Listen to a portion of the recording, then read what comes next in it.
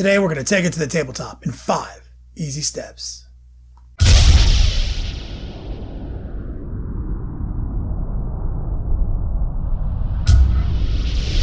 Yo dog, Kenny Boucher here, Next Level Painting, hitting you up on the literal best of all days here in the Beats Lab in Hollywood, California. We got another tutorial for you. Today it's 5 steps to getting that model to the tabletop. We're going to cover some real easy shit, guys. It's all technique today. This is an exciting time, guys. We are on the heels of Adepticon 2017, my 10th consecutive year attending this convention. Back in 2007 when I first attended it, we won Best Heretical Team. And last year, on my 9th visit, we won it again. In 2011, we won Best Team, we won overall. And this year, with the aid of the entire Long War crew and the legendary author of Graveyard Shift, aka Mike Haspel, we're trying to go after Best Imperial. If you guys are going to be in Chicago that weekend and you're at that convention, Adepticon 2017, don't be shy. Find us. We'll be in the convention hall all Friday, 12 hours running the Long War Doubles event. Come up, say hi, handies and hugs all day. If you guys can, give me a minute to shout out a couple of clutch individuals over on my Patreon page. We got my man Greg, Pete, Jimmy, Dark Comedy, my man James, Chris, Nick. You guys came in clutch this week. I can't do it without you. It's how I keep the lights on, and you guys are helping me keep those lights on. Don't forget, guys, we're on Twitch. It's a Long War Convoy. It's the Big Rig Network, only on Twitch. You're not going to want to miss it. We got a lot of big announcements coming out soon, but right now we're covering almost the entire week. Spiky Bits TV, Slow Fuse Gaming, Rogue 428, me, and we got some clutch new announcements on the horizon. Hopefully you've already heard them by now. If you guys don't know what Twitch is, it's live tutorials, it's interactive. We can chat back and forth. There's no movie magic. Definitely check the links in the description box below for your free rewards and all your links to the Long War Network. Speaking of the Long War, check out thelongwar.net if you're looking to save on the hobby. Let's do this thing, guys. Out of print, pewter model, GW check. This is a tree person check. All right, guys, let's do it, man. So obviously you primed in black. We'll let it dry. And we're going to yank out the old airbrush. Now this is an all-time simple trick, but we're not counting it for this video. I just want to reiterate the fact that I love airbrushing. And we're going to use a little flow improver from Vallejo. This shit is also not a simple trick in this video, but it is an all-time trick. You should just always assume I'm using both of these. We're going to use a little flow improver, and we're going to add one of my favorite colors from Secret Weapon Miniatures, Weathered Wood. And we're really going to dive into the first trick. Appreciate it. This is a rapid fire way to do a lot of guys real quick in 2 phases. Instead of like a long workup, like the model's black, then it's brown, then it's light brown. We're basically just saying, hey, we know the model's black, but we're going to highlight rapid fire with this brighter color, which added bonus lets you see some of the flash you might have missed and lets you address it right away. But instead of doing thin multiple coats over a dark color, we're doing one highly dramatized shade, and then we'll come back in and I'll show you what we do with the pre-shade. But it's actually really fast. If you had like 20 of these guys lined up, you would basically just have 2 steps. Put this color down, then put the brown over it. Super fast, all day, every day. And what we're focusing on here is definitely just the raised surfaces, the shoulders, the head, the knees. And we're not going crazy letting a lot of the black show through. Just some of it, so that way at least there's a subtle transition, but mainly this off-white, this, champagne white is going to let the brown do a lot more work when we get to that stage, because obviously this guy is made of bark. But how cool would it have been? Maybe we should have gone white with this guy. It's kind of cool, but that's not what the client's asking for. We're doing our normal autumn theme workup, which means we're going to have green accents and orange accents over brown bark. You've seen it before here at Next Level Painting. So as you establish these pre-shades, you can actually now see what we're about to do. We're going to grab this earth tone from Game Colors Vallejo, and we're going to water it down real thin, super thin. And we're going to very lightly coat it with the airbrush. So that way, anything that's still really dark in the black is dark brown, and everything that we just did with this Weathered Wood effect from Secret Weapon Miniatures is bright brown. And it's a very subtle transition. not much. We're not really overly concerned with it because we're saying this is how you get the model to the tabletop in 5 easy steps. The most important thing here is to make sure you've completely covered all the white and all the black. There it is, 2 steps. The brown is done. Let's go into the second step of our top 5 tricks. We're going to use a little of this gloss wash. Always make sure to shake it. And the reason we're using the gloss wash is because it is the ultimate in contrast creation. It will find its way into the deepest recesses of a model. Recap. Pre-shade. You can pre-shade multiple models. Check. Once that paint dries, you can come back with this good, huge glazing paintbrush that GW sells for this process and a gloss wash from GW. You can rapid fire, boom, instantaneous detail right there. All the bark is visible. We've just established high contrast and we're only on step 2 of 5. Look how easy that is. Here's a bonus step, Model Masters Lusterless. This is a tester's product. It's the best matte varnish in the business. Get it. Okay, now we're going to go back to Weatherwood and we're going to address step 3, dry brush technique. We're going to lightly dry brush over some of these, raised areas like the knees, the shoulders, the head, and just kind of give it a little bit of a dramatic transition. Because like I said, we're trying to actually get it to the tabletop standard and we're trying to do it real easy and real fast, but we don't want it to look, super slack.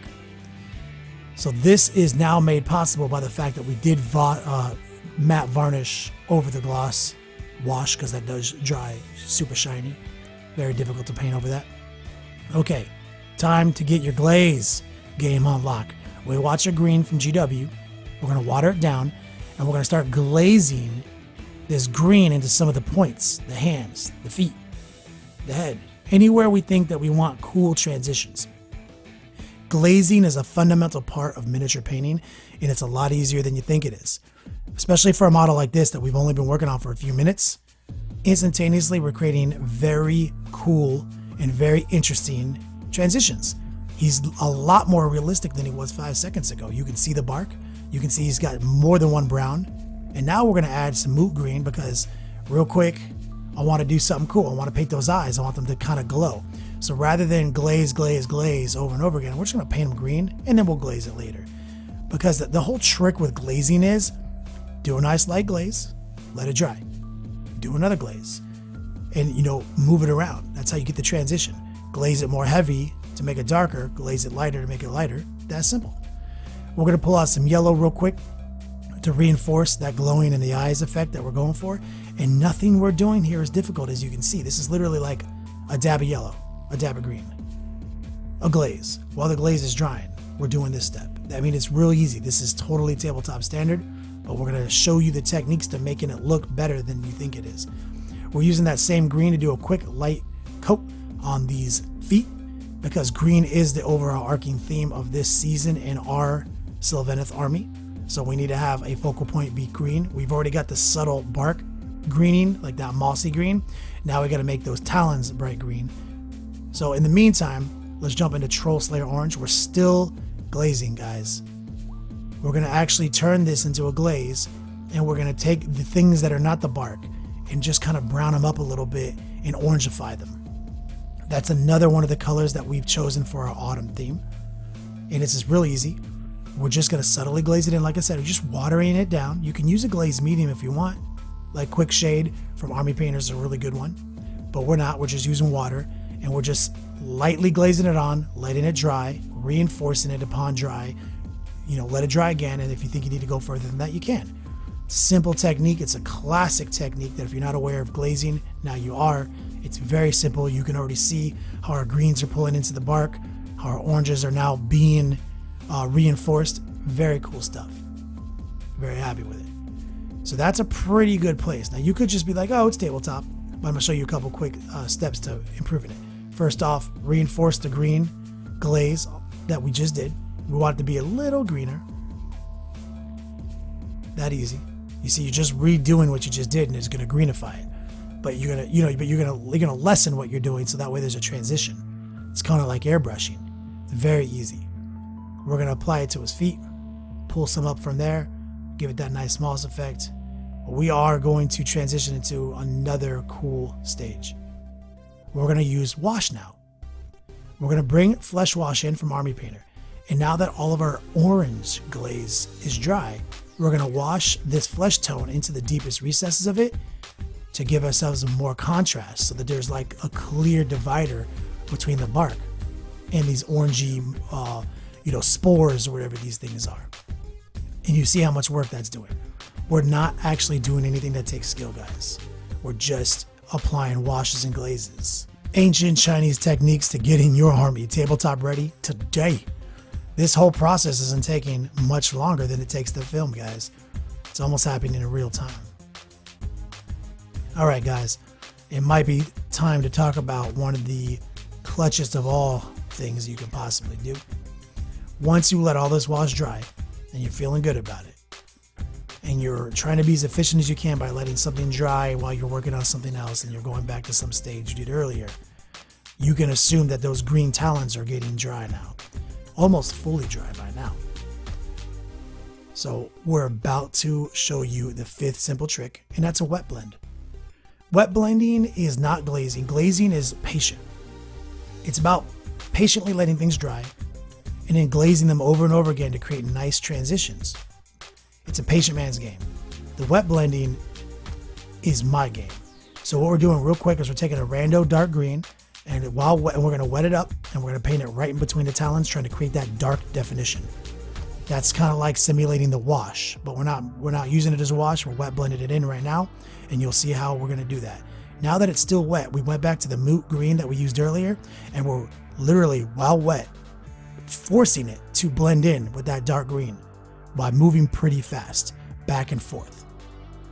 You can see that we've basically blurred the line between the dark green and the bright green pretty flawlessly by moving quick. Now, this is not as much a technique as a skill that you have to learn.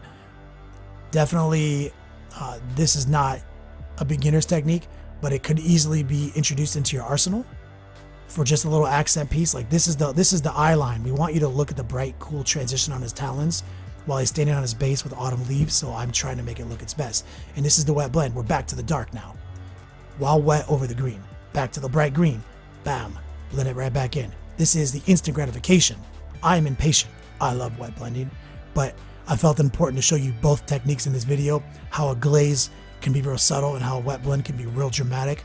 Both take a little practice, but the glazing, I'm gonna tell you, you're gonna get far with glazing, guys. Now here's the final step of the wet blend.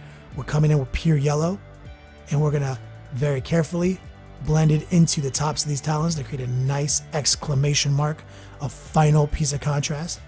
So now we have one element on this model that's very finely blended and has very cool colors, creating an interesting looking dryad, to say the least, to fit in with our Sylvaneth army that you guys have been following along with at home. You can check the VODs. We've got many videos of painting many models from the Sylvaneth lineup, and it was real fun to paint an out of print pewter model with you guys and to break down 5 simple tricks that maybe you didn't know, but they changed my life. So anyway, guys, let's talk about something real quick. If you don't mind, subscribe to the YouTube channel. It would mean a lot to me. But take it one step further if you guys can. All you got to do is click on the subscribe button. It's going to open up a dialog box. You got to click this bell. You got to say send me notifications, and that way you get notified every time I have a new video. Thanks, guys. If you like these tutorials, check out Next Level Painting on Patreon.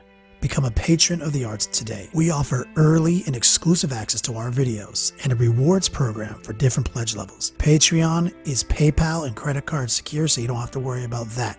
We use 100% of the money to improve our process.